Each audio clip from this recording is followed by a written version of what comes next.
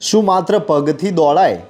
ના, સપના પૂરા કરવા માટે અટલ આત્મવિશ્વાસ હોવો જોઈએ. વાવથરાદના ગગદાસ પરમારે 2017માં વીજ કરંટના કારણે ઘૂંટણથી નીચેના બંને પગ ગુમાવ્યા. પણ દેશ માટે રમવાનું જુનૂન નહીં.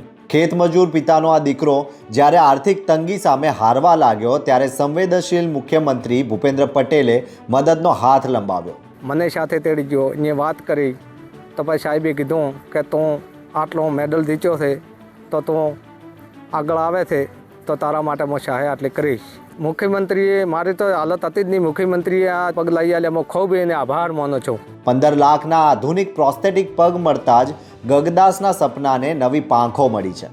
રાષ્ટ્રીય સ્તરે ગોલ્ડ મેડલ જીતનાર આ યુવાન હવે પેરા ઓલિમ્પિકમાં ભારતનું પ્રતિનિધિત્વ કરવા પરસેવો પાડી રહ્યો છે.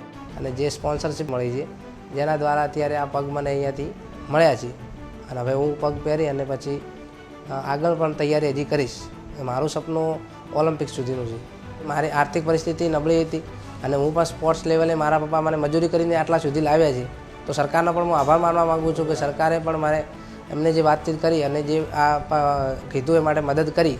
ગગદાસની આ દોડ માત્ર મેડલ માટે નથી, પણ હાર માની લેનારા કરોડો લોકો માટે એક નવી આશા છે.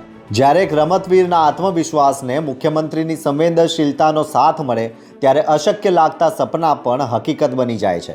ગગદાસના નવા ડગલા હવે ગુજરાતના ગૌરવનો નવો ઇતિહાસ લખશે. જોતા રહો ગુજરાત વંદન. ધન્યવાદ.